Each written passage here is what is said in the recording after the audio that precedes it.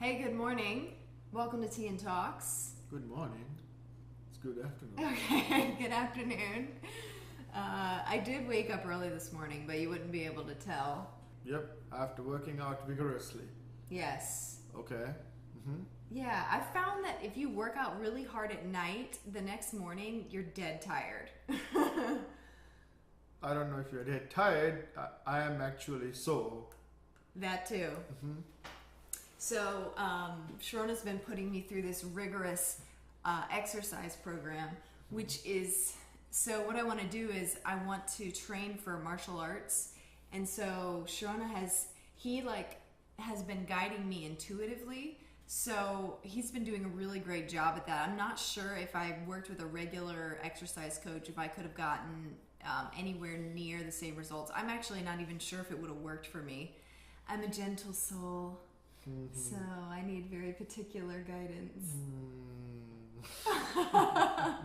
What do you say, Shirona, about that? Very. And sometimes whines a lot. So I have learned how to go across, around, and through to get to that thing. He has learned it. He's very good at it.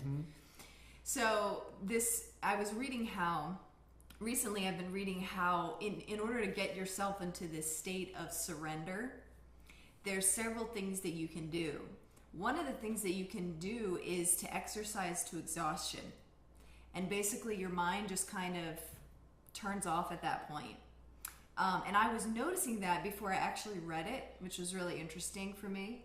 I was noticing how, when I go with Jim Bugert and Melissa, and we have like a little hiking club. Those are friends of mine. And so... Not me. Not Shirona, because he doesn't do hiking and he doesn't do outdoors. Nope. We discussed this in the Patrick Ayala indoor activities for me. Episode. If it's outdoor for me, it'll be Vegas, New York City, Nashville, Boston, right, and that kind of stuff. So so I've been reading how, if you get your body to the place where it can be physically exhausted, it helps you to surrender your mind and emotions as well, and it just puts you in this state of openness. I was thinking about this today, this idea of surrender, because we've talked a lot in Clear the Noise, on Tea and Talks, and even through my radio shows, a lot about creating the kind of life that you want, and how we all have the ability, the intentional ability to be able to create that and to be able to have the kind of life that we want. However, at the same time, some might think that that's trying to sort of manipulate life. And where does, surrender play a part? If you look at a lot of religions, surrender is a big idea in them. In Christianity, it's dying to self. In Islam, it's more like submission, I think is the word that's used. Each religion kind of has their own way of talking about it. But I was thinking today how this is really so important to get us to just sort of be present wherever we're at, and not to be grasping for the future or a better version of ourselves. Just being content right here where we're at, surrendering to God working through us, surrendering to the real us instead of the fake us. Well, how do you do that? And I used to think that you arrived at this kind of surrender. Actually, the picture that I have in my mind of when I was young is sitting in front of the window with my hands open, and or maybe even a little clutched, and just praying. And as I pray, I sort of feel surrender, and then I open my hands in a state of surrender. And I think in my mind, sort of the feeling inside is like, okay, God, whatever you send me, I accept it. Whatever bad circumstances, whatever illnesses, whatever happens that is negative in my life or seems negative, I accept it. But there was some kind of really bad feeling that accompanied that turned into real restlessness later, years later. And I always wondered why. I started realizing that surrender is good, but there's a certain amount. Like, what does surrender mean? Does it mean that you accept everything? I guess is what I'm trying to say. Does it mean that you accept abuse? in your relationship? Does it mean that you accept the fact that, you know, your mother has an alcohol addiction and she's never going to change, and, you know, that you keep having a close relationship with her and you guys stay really close? Or does it mean that there's some distance? I mean, what does it really mean to surrender? And why is this powerful for our lives? Surrender to me is trusting in yourself to be safe and secure so that your ego has no place. That's how I see it. Trusting in yourself. Mm-hmm. Because a lot of the times we are doing so many things, this and that and that and that, everything is we don't trust ourselves. So we are all over the place, jumping up and down from one thing to the other, and accelerating and see, would my neighbor like this? How about if my grandma would be really mad if I do this? And we don't trust ourselves enough to move forward, and we don't have that peace within ourselves because our ego is mostly driven by a comparison that we do with other people, because that comparison raises your ego because you had to operate at a superiority, and then you keep crashing. What would you say to those people who would say, it's not trusting ourselves, it's trusting God, that's where the power's at? Well, you had to have some sort of trust in yourself in order for you to trust God. So God and man and woman, you cannot separate. It's all in creation. So when you say, like, when you trust God, like, you know, I see this all the time at the churches, the pastors, and like religious people and all kinds of stuff. Their lives are terrible. It's absolutely terrible. But these people, if you ask them, they say, I have put 100% trust in God. Jesus is my vehicle, and Allah will save me every day. But if that's the case, why are you in so much pain and anguish? That's what I want to... They don't even know if the tithing is going to come. Yeah. They don't know if their illness is going to be cured. They don't know if their children will be turning out good. There's so much fear. So, yet they always tell me, like, in God, only God that I trust. Jesus is in my life. Allah is in my life. And Krishna, Vishnu, or whoever is saving me. And that's my process. That's my 100% process. But there's so much fear, anxiety, and failure, and restlessness. It's ridiculous. So you see that they are saying, Mm-hmm. I operate from power, from God's power. But what you see is weakness. It's a total weakness, because if you are operating from God, and if God is within you and guiding you, you don't have to have all these fears. Because whatever it is, if it is God's will, it'll happen.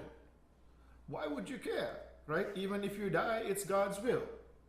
Even if you don't make money, it's God's will, right? Mm-hmm. And if this is the case, why are you so upset, sad, anxiety-ridden, right? I am also talking to the people who are in the spiritual community who says, I am spiritual, right? But yet, they say, like, I don't need money. I don't need anything. I am a goddess. I'm a wizard. I'm a blue monkey. I don't know what it is, right?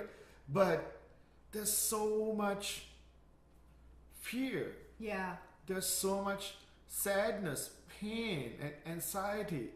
Like, how do I pay my bill? Mm-hmm. How do I have better relationships? Am I being accepted by my children, right? Is my neighbor looking at me, right? They may not express these things, but if you dig deep into it, they are so concerned. And sometimes even like the clothes that they wear, can I afford this, right? And there's so much anxiety. So my thing is, like, in my belief, you know, as a follower of Christ, my belief is people have to see Christ in me. And I need to trust myself in order for me to let Christ shine. So you're putting trusting yourself and letting Christ shine in you together as one thing that cannot be separated. Exactly, for me, but for other people, I don't know what will work for them. I'm not asking them to follow anything. One of the things that I've noticed is that there's this inherent dislike of anything having to do with building the inner self. In fact, I was talking with one of my friends that I grew up with and asking her to help me with a certain aspect of Clear the Noise moving forward. And she said, I really can't be on board because I don't believe in strengthening the self. I believe in trusting in God. But if you really think about it, it doesn't make any sense with what her particular beliefs are, because she believed that God is within you. And if you believe that God is within you, then you have to believe that his strength and his power is utilized through you and your body. Like, if we are made in the image of God, what does that mean? And in the essence, we have to see, like, you can't look at a person that's weak, sad, and have a bad relationships, and always having anxiety, fear, right? You can't say like, oh, well, yeah, that's an example of the Almighty God. You're never going to think that's an example of God or an example of Christ when someone's living in weakness. Yeah, you can try to convince people, but they're not going to look at you, and they're like, Nelson Mandela once said, as you shine with light, you will give other people permission to do the same. That's right. Right? So if you are bragging and talking that you are created, oh, I'm a follower of Jesus, we need to see this example. Exactly. This is not just like money. We're not talking about you are driving a Mercedes or Ferrari, Lamborghini and living in a 10,000 square foot house, a lot of prosperity. No, I want to know how much peace you have with this. How much peace that you have in your life, right? Are you really happy with what you have, or are you just faking it? And that's what I want to know. This is coming from somebody who, and I have to be honest here, and I'm not trying to like pump up your ego or something, but this is coming from someone who I live with you on a regular basis. I'm around you all the time, 24/7. And in my opinion, I've never seen anybody who is so unshakable as you. Like almost nothing causes your peace and your center to be shaken. So that means that there is a place that you can come to. And I think that a lot of people think that, well, having anxiety is a regular that's part of life. Everybody has anxiety. But we don't realize that there is actually a way to live with peace. And we don't realize that we're far from it. Yeah, but to be, as a disclaimer, sometimes I get upset. Sometimes I have fear, right? Right. But I am not going to let that consume me. Yeah. That's the reality of things, because I look at myself and say, like, am I an example of God? And I'm a good example for my son and people who are around me, right? How do they perceive? Like, I believe I was created in the essence and the likeness of God, right? So I had to really look at myself and evaluate, like, is this the product that I want to put out? Yeah. Right? That's a pathetic position.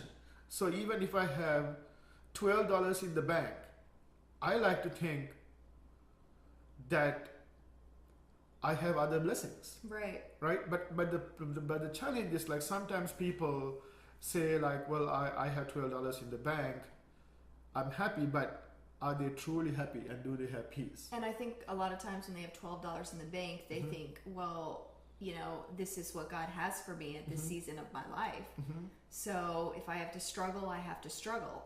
If I have to accept defeat, I have to accept defeat right now. And this is this state of affairs that I so wish that religion would change for people, because instead of making us have hope and believe that there is a way out of our suffering, it makes us believe that suffering is always going to be there. We have to expect it and we have to accept it. And I just simply don't believe that. At one point I did, and it made me miserable. I was depressed, and I thought, like, is this all there is to life? All this pain? And to me, I was just like, this life isn't worth living if that's what it is. And that plunged me into really just like trying to uncover, what is it that, I mean, is there more to life than this suffering? There has to be something more than this suffering. It has to be victorious. It should be full of peace, full of joy, full of all those fruits of the Spirit that they always say that you can have. But I wasn't seeing it. And I was doing everything by the book. I was doing everything. If you want to talk about perfect Christian, I was the perfect Christian. I went on mission trips across the U.S., in other countries. I read my Bible every day, studied it, Greek and Hebrew. I was like intense into Christianity, but I was empty. Yeah, but here's the deal though. When I look around, I see a common theme from Christians, spiritual people, and many other people, which I have found out that most people say that we were created to love, right? But if you are going through pain, sorrow, that doesn't produce love. When you are at a place of peace is when you have love. When you have pain, sorrow, and that kind of stuff, anxiety, you don't love, you just obey. There is no love in obeying, right? People say like, well, I had to be nice to my husband. I had to be nice to my wife, girlfriend, children, right? But they are going through so much pain, anxiety, and so much like anguish. I don't even know the words to explain these things because there's so many words, right? That's not love they give. What they do is like, it's out of obligation. It's not love. But love is like, you cannot serve people from an empty cup. But when you're full, when this cup is full with tea or whatever, I can share that, and then I can share my blessings. I can share the goodness that I have. And to me, that love is not out of lacking. It's not just making a statement like, I love my son, I love my daughter, right? I love my mother. That's to me, that's an obligation. That's like, we're not talking about prosperity. What I'm saying is, like, prosperity is good, abundance is good, right? But even if you go beyond that, you have to have peace within yourself. That's true prosperity, though. That's true prosperity. Like, a person can have $100 million and be a miserable person. A person can have $30,000 and have peace. So I don't know what's applicable, what's good for each person. To me, an ideal situation is I go to a very luxury place and enjoy. I don't want to do any partying or anything like that. I'm not saying that's bad. I like to do that. I like to hang out with my friends. To me, where I find the most peace is if I'm in a luxury resort. Me too.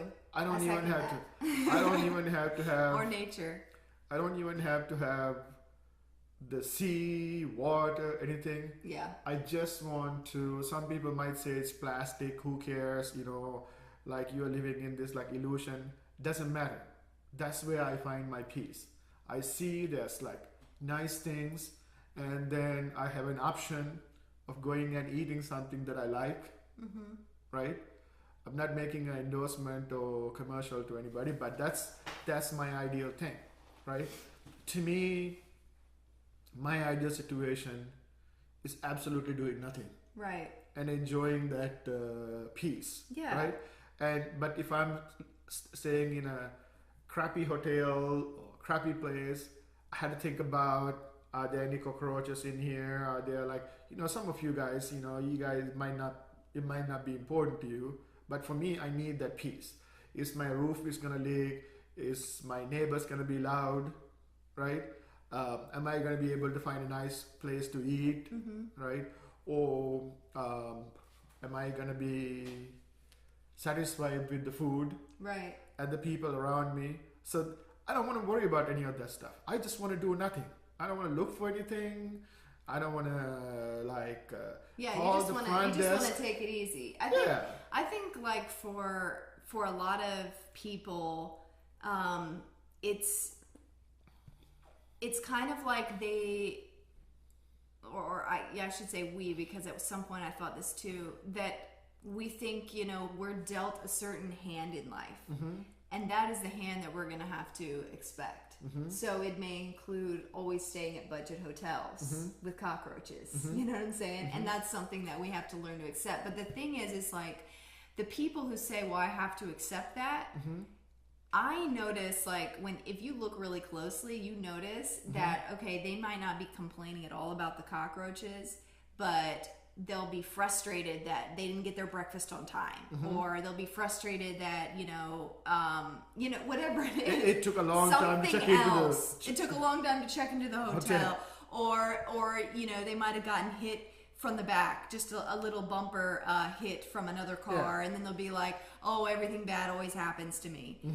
Like, oh, when it rains, it pours, you know? And so it doesn't come out as the cockroach thing, but it comes out as other frustrations in life. And or even what I most of the time I see is like people say like, oh man, crap, I paid for this hotel, it was $34.99, right? I put it on my credit card, right?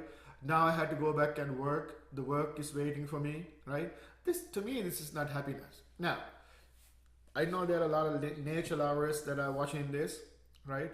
If it makes you happy to lay down on the beach and sleep and have a wonderful time, or go to the forest and enjoy life, if that makes you happy, great. Yeah.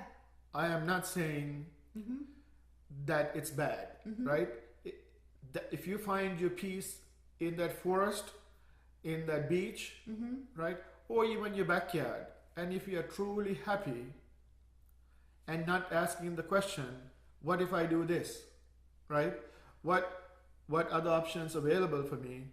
More power to you. I'm very happy for you. Yeah. But to me, that's not going to cut it. Right, that's not going to cut it. For me, you might think I'm a greedy person, but to me, I can't find my peace there. Yeah. Right? I'd rather stay home with air conditioning or heating than doing that. Right? I want to know your thoughts on something. I think this is what I think. I think that surrender is really not about contriving some kind of emotion of, I'm so tense, I need to just let go and let God. I don't think that's necessarily surrender. I think the most practical way to surrender is through the art of listening. And what I mean by that is the more aware you become of yourself, the more you see, like I've been seeing recently how most of the time I try to exert myself upon a situation. I try to protect myself. I'm always in protection mode. If he starts saying something to me, automatically I'm gauging, okay, is he telling me something that's threatening, something that is saying to me that I'm not living up, I'm not measuring up, I'm not good enough, or is he saying something that's encouraging, right? Everybody, it's like we're always living in that mode of trying to figure out if people are for us or against us. But when you go through something that's really, really difficult in life, that brings you to your knees and makes you surrender, like let's say your best friend dies, right? And you are so full of sorrow and so full of emptiness, if you notice during those times, they may be so difficult, but everything in the world stops. And oddly, there is this certain amount of stillness and peace and rest that you find in this terrible situation. Now, what you notice is when, your friend Joe Schmo comes over, or comes over to talk to you, you find that you have nothing to impress upon him. You have nothing to necessarily say to him. You're just listening. You're just being. You're just letting him speak. And what I've noticed is that when you're in a state of surrender, you're listening. You're constantly listening. And I've started like jumping in and out of these worlds because I mostly do not live in that world. But I've started to think about, well, how can I be in that state of surrender more and more? So for instance, when I'm around Shirona or somebody else, another friend of mine, if he's talking, I will sort of just switch over to this position of just listening, connecting with him, like eye to eye without saying anything, just like connecting with his feeling. What is this feeling person here? What is he feeling behind the words? When you start to open up like that, and let's say you go outside, for instance, and instead of being like, okay, I'm going to conquer the world, I'm going to run, I'm going to listen to my headphones and, you know, got all that noise, you know, while you're outside exercising.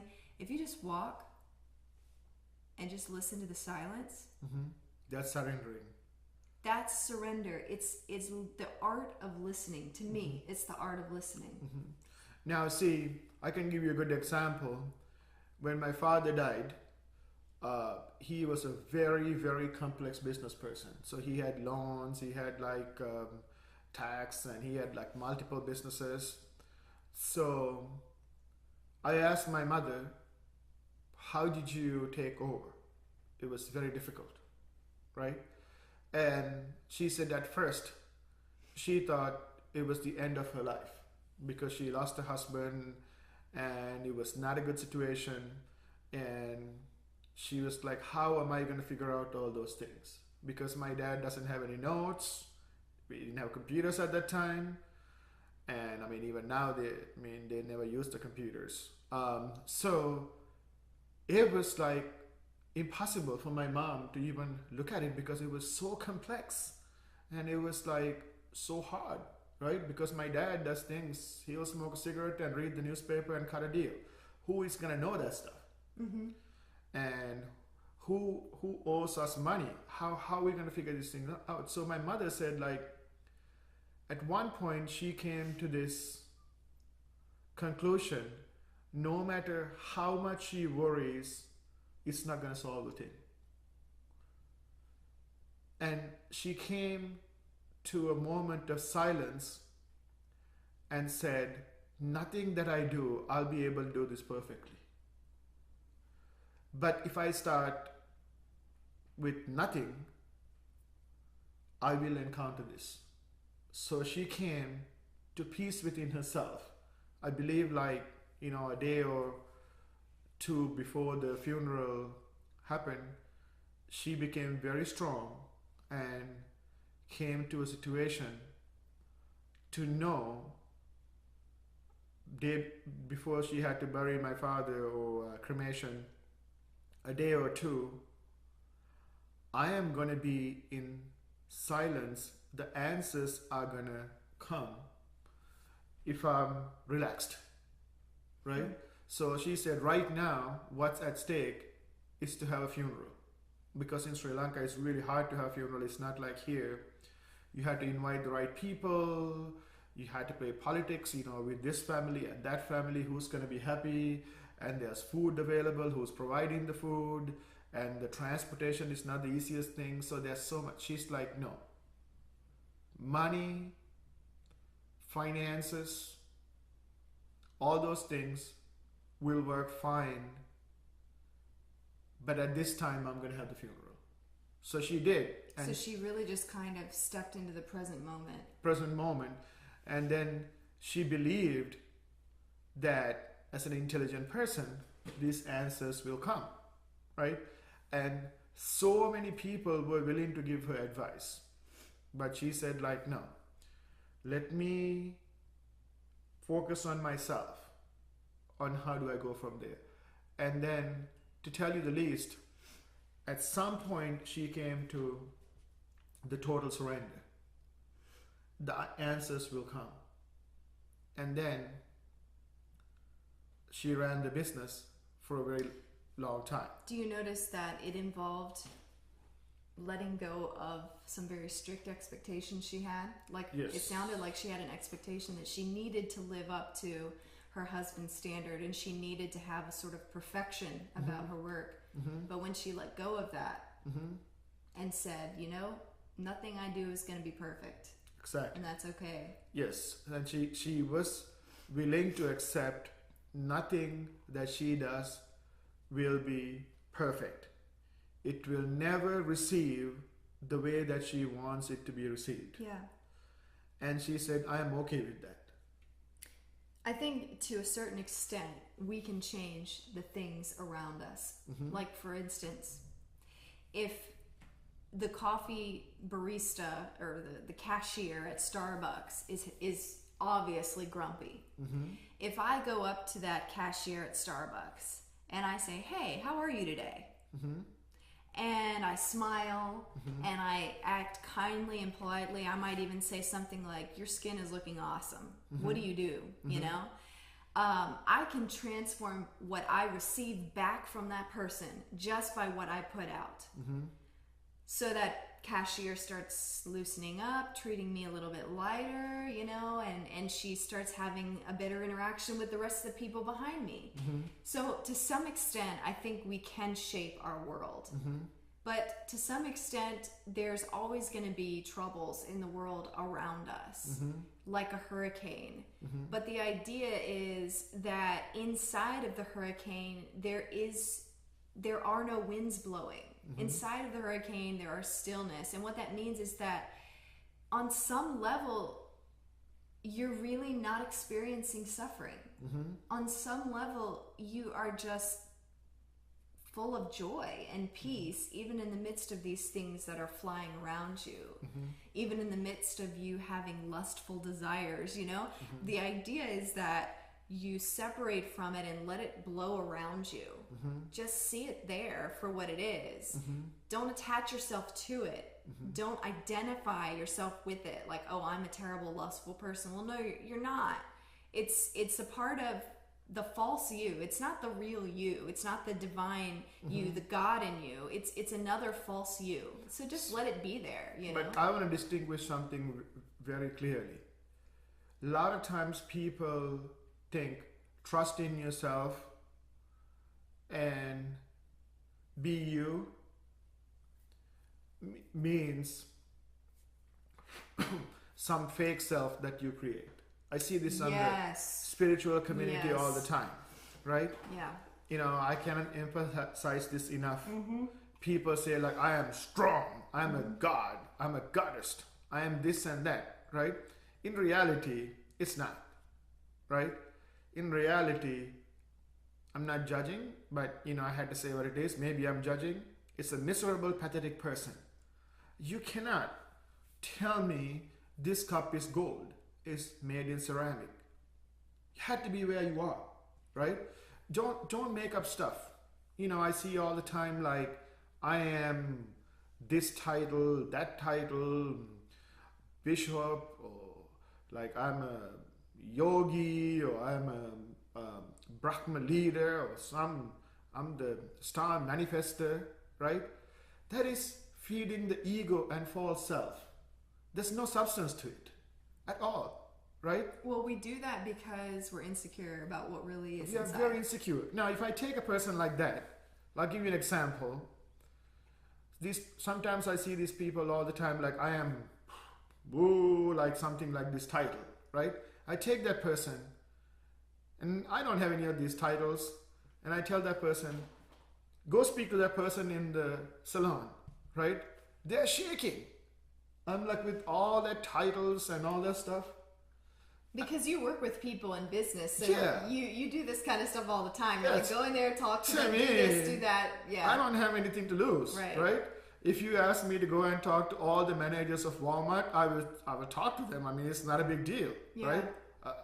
It's not that I'm an overly confident person or I'm dumb. It's just like that is what is needed to do, right? Mm-hmm. And if I take some of those people who has these titles and these things, I'm not just saying spiritual community, it's in the Christianity, it's in Hinduism, in people have these like big titles. And the way I know is that those titles are total crap is if I ask them, go talk to that person, they're like, I'm shaking, my muscles are not fine, I'm twitching. I'm like, what the heck, right? Do you trust your product? If you're selling some kind of oil, do you trust your product? If you're giving business coaching, do you trust what you have? They say yes. Then I ask them, why don't you go and tell them? Yeah. What is the big deal? See, this right? is all they can say is no. Don't hide behind these titles and that kind of I stuff. think this is part of the reason why Jesus said, "Do not be called teacher," and he said, "Do not let people call you teacher. Do not." I believe so. Do not be called leader. Do not be called bishop. I think it was. Yeah. Or something like that. Anyway, you're not supposed to be called these titles because he said there is one leader, one teacher, one bishop. Do you know what I mean? Exactly. And that's the Lord. So and then also be you. that's what I was gonna say. Like, it's just be honest. Just be who you are. Like, I sometimes get really frustrated too with like all the titles that people have, and then they'll put on their business card, doctor, pastor, so and so, and I'm just like, I mean, if you want to, that's fine, but I feel like we attach too much to something because we fear what's inside. Now, I know for me personally, I do have insecurities, and I'll just straight up admit it. But I hate titles, and I don't want to go for extra schooling or certification just because I hate having that extra thing at the end. It cages me. I am not those things. I am. That's how I like to. Yeah, because you are who you are. I am who I am. Here's what I ask those people. Like, I have even done this with like pastors who are like who are really like, they give a great speech on Sunday, jumping up and down on the stage, right? But I say, like, Pastor, can you go and talk to that person? They will postpone it, right? But they have a title, like big title, Bishop, Messiah, Prophet, right? Then I ask these people, if you have a cure for cancer, are you going to be shy about it? No, you're going to go tell everybody in the world that you have a cure for cancer. Yeah. Right? If you can solve world poverty, right? You're going to be calling the President of the United States, Congressman, everybody, not just like a small schmo in your town, right? You will be calling the President of the United States. You will be calling your senators, governors, right? And saying, I can eliminate poverty, and I'm sure of it. Yeah. Right? The reason that you don't do is like, either you have a very bad product, or you are don't very believe insecure. yourself. Yeah, then you have to have a title underneath. I am this person, right? And sometimes I feel like people think that they need this in order for people to take them seriously or their authority seriously. That again is insecurity. But that in and of itself is an operation from fear. It's not an operation from power or true inner authority. Going back to what you're talking about, be yourself. I wrestled with this for the longest time because I'm like, on the one hand, surrendering to the true us instead of all the noise of what people think we should be is beautiful and great. Surrender to that. But at the same time, then on the other side of me is like, well, which one's the real you? This one, this one, this one, or this one? Because you have all four of them. And because one of them is you, but the others aren't. Because we are so molded by our parents, our relatives, bless them. They tried their best, right? At least in my case, my parents, my grandparents, and most of my relatives and our family friends, they had the best intention to make me a great person, and they did an awesome job, right? I did not even receive it the way that if I received everything that they gave me, I would have been a trillionaire by now, because they gave me so much wisdom. I can't thank them enough, right? Yet, what they wanted me to be is not who I wanted to be. They had this image since the day that I was born to be something that they wanted to be, right? So everybody pitches in a little bit here and there to make me something very confusing. So when I grow up and I can know a little bit about myself and I have a capacity to make decisions, I'm like, who am I? Yeah, you're like, all of a sudden you have like multiple personality disorder, Yeah. and you're like, how did I get here? I don't even know who I am. What do I want? What do I want?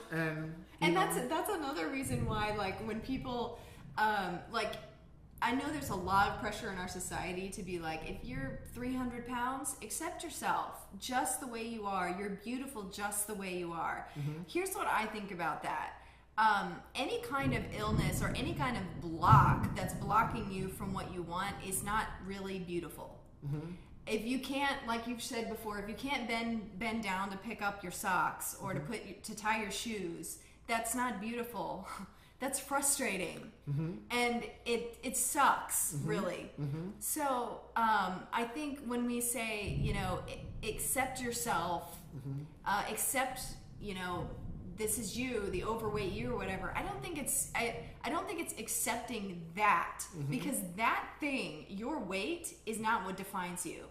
So you don't need to accept that, because, you know, your tumor in your head, or you being overweight, or how you dress, or how you look, those things don't define you. So you don't need to accept them, right? But what you need to accept is you, right where you're at right now. So you may say, like, look, I want to be 100 pounds lighter. I want to be 50 pounds lighter. But right now, I'm not 50 pounds lighter. And you know what? It's okay. I'm going to be working towards it. I'm going to be aware of that goal. And, you know, there's nothing to be rushed about. There's nothing to feel guilty or shameful about. This is where I am, and I accept it. If I want to add one more thing to it, what I would say is, like, don't lose that weight because of your girlfriend says so. Don't lose that weight because the dating site says so, right? Lose it because you want to. That 50 pounds or 100 pounds, right? Now, when my son was born, I was in a decent physical condition, but I realized this dude is going to keep me up at night. Okay, yep. This dude is going to Sleepless test my patience, right? So I tried to lift weights by going to the basement every day, because I was a little bit older when I had him.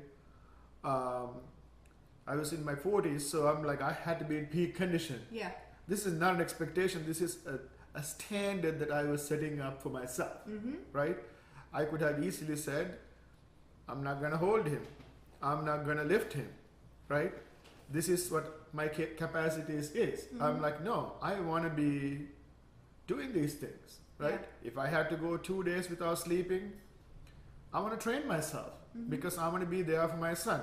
Nobody told me to do this, right? It's not a society expectation, but it's because I was setting standards for myself based on my standards, not someone else's standards. So whatever adjustment that you do, ask yourself, is this going to make you happy? Is this for you? Or is it for someone else? That's the 2 cents that I had to add. That. Because if it's for somebody else, you're going to be miserable. Well, it's going to fade out eventually. Yeah. And then you'll do that whole thing, and then you're going to find they don't like you for something else. Yes. And then you're going to be frustrated. Yes. You're like, hey, for you, I lost 50 pounds. Yeah. Then they will say, like, yeah, but you're still snoring. Right? Then you're like, okay, I did all this stuff for you. I went to the gym for 2 years and lost that weight. Now you had to complain about snoring, right? Then you work on your snoring. Then they will say, like, you're not making enough money. Then you're like, hey, I worked all what I was doing. And then you start your own business, and then they're like, why can't you get a normal job? Normal job. Like, it's just endless. So it's endless, because no matter how much you give, they're going to ridicule you, right? Do it for you. Yeah. And surrender to yourself. And then surrender, in my opinion, surrender to the creator, which is the universal consciousness that we have, right? Why just try to do it by yourself when you have the access to the creation? Yeah. That's wonderfully said. Yeah, because, like, if you try to do it by yourself, hey, it might be harder. It might be impossible. If you try to do it with your neighbor, it might be a little bit easier, but it's still hard, right? But if you try to do it with the creation, with all the things that are available for us, and the DNA map that you have within you, It makes because that's why, in my opinion, when it says, "Meek shall inherit the goodness and whatever the world has to offer, will inherit the earth and the goodness thereof." It doesn't mean you are a weak person. What it means is like you trust yourself strong enough to open up, is what it means. And let's just pause here for a moment, okay? Because meek was a word that was thrown around a lot in the Christian circles that I was amongst growing up, okay? Meekness literally means, I believe it means in the Greek, power that is harnessed, okay? Now I've known that definition since I was a teenager, okay? My dad taught it to us, right? But the part of that I always emphasized was power that is harnessed, okay? Be meek, be humble, if somebody's angry at you, you bear it like a good soldier, like you just let things happen to you, and this is meekness, right? Okay, that kind of meekness led me into an abusive relationship for about 6 years. But the part about that definition that never gets talked about is it is power that is harnessed, not weakness. But everyone is living in weakness. I mean, most of us are living in relative weakness. We don't even have control over our own desires, much less be shaping the world around us and what we're attracting into our life. We can't, when we say, Jessica, put that cookie down, you've already had 3. What do? We pick up that last cookie and we're like, it's just one more. That's not self-mastery, okay? If we don't have mastery over our own selves, we live in weakness, point blank, period. So you do not understand meekness if you live in weakness. You have no concept of what it means to be meek, and thus you cannot understand how it's possible for the meek to inherit the earth or what that even means. But once you have power and once you have self-mastery and you live in that and your yes is yes and your no is no, at that point you can understand meekness, and at that point the earth is yours. Yes, and I can even give you an example. If my son comes to me and say, "Dad, I'm not going to eat food at all," right? That's so ridiculous to me that he's not going to do it, right? And I'm not going to even worry about it, so I'm just going to be like, okay, right? So did I surrender? Did I give up to his demands? No, I am 100% sure that he's going to eat the next meal. If not the next meal, if the next meal. He's not going to go starving for more than 24 hours. Right. This is not even a concern for me, right? He comes to me and says something ridiculous like, "I'm not going to eat for the rest of my life because you had me do homework," right? Or something like that. Now, not that my son would do it, but if he does it, I'm not going to worry about it. So I'm going to show my strength by not reacting, right? If I'm reacting to it, Okay. and then I had to get this ego up, right? I'm like, "Sit down, mister. Why would you not eat it?" Now you got me there, because I fall prey to reacting. Exactly. Quite often. That's a sign of that's my own weakness. So when I was growing up, my parents used to tell me, no matter how hard the dog barks and growl or whatever the sound that they make, the mountain will never shake. It doesn't even care. That doesn't mean by not reacting, mountain is not showing weakness. It's showing strength. It's like, that's a dog. Now, on the other hand, the lessons of the Tao, if you research Tao, if you research the Tao, which is like a way of living, they say water can permeate that mountain, and water can shift that mountain. Exactly. Water is soft. Water bends and moves gently and softly, and it can get right into those mountain, and even it can wear away the stones. You think stones are hard and unmovable? Water can wear away the stones. So because the water is flexible. it's flexible, it's soft, it's gentle, and I think that's probably why one of the fruits of the Spirit is gentleness. It is powerful because it can permeate. So learning not to react is a way that we can walk in power. Yeah, last night we were watching a movie of Bruce Lee's teacher, right?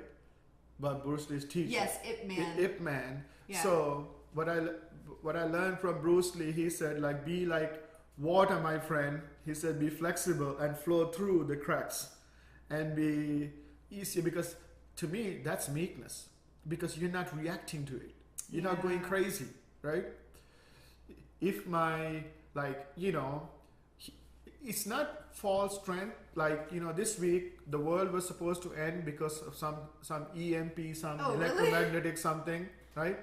I'm not going to react to it because that situation is so small for me, right? Yeah.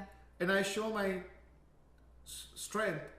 There are several of my people that I knew, they actually went and like stored water and that kind of stuff. They thought we're not going to have electricity, car power. They're like, or something. we're going to be prepared. Yeah. Right? That is reacting.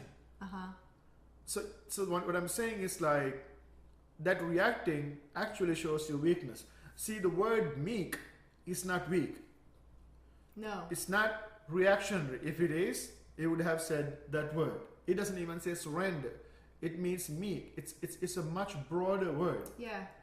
So that's weak, power, perhaps out of control, power that's harnessed. Yeah. That's the top level. Exactly. Because everything comes out of nothingness. And that's a topic for another day. So we'll stop it here. So by the way, yeah. Today what kind of tea are we having? Today we had cinnamon tea. We've had this before, but just took a cinnamon stick, put it in water, boiled it for about 7 minutes, and voila. And cinnamon is very good for your digestion. And it also, if you eat a lot of sugar, having cinnamon tea will help. It improves your blood circulation. Yes, and digestion is an amazing thing. And sexual vigor. Isn't it like an aphrodisiac or something? Well, if your blood circulation improves, of course, everything improves. So. Well, I hope you learned something good from today. And in conclusion, I just want to ask, are you listening? So as you go about your day, you go about your week, and listen to yourself. Yeah, listen to yourself, listen to nature. And God speaks through nature. He speaks through the stillness. Through wherever there is stillness, God is there. When it's loud and you are looking all over the place, or you're looking down, you cannot see it. Right. So next time your spouse comes in the kitchen, your child comes in the kitchen, just get into this place of stillness where you're just really listening to them as a whole person and you're feeling their feelings. Just get in that state for a moment and practice getting in that state more and more so that you can live in a place of surrender. And from that surrender flows everything that you deeply, deeply want in life. All what I can say is, like, if you watch this video and learn something, tomorrow when you get up in the morning, feel good about yourself, right? Not some fake things with some BS titles good. No, seriously feel good. What a blessing that you have in your life. Like all the blessings that you have, no matter how hard the situation that you are in, try to look at the things that you are blessed with. It may be the food, it may be the health, it might be the relationship. Find that peace and work from it. Yeah, well said.